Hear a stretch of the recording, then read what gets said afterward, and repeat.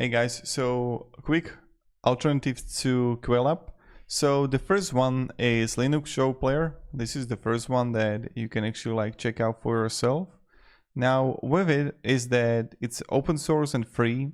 A QList and card button metrics layouts, real-time sound effects, pick and replay gain normalization, MIDI support.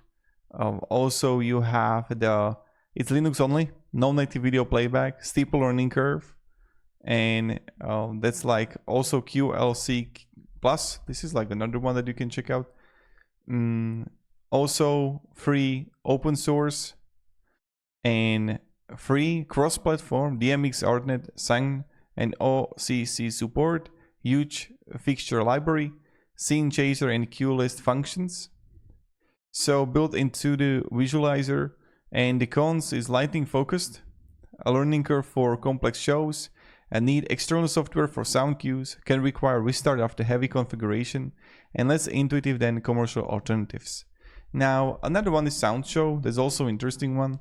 So free core version, cross-platform support, a layer multiple sounds simultaneously, in-app fade, loop and effects configuration, instruction system for automated sequence, MIDI control support.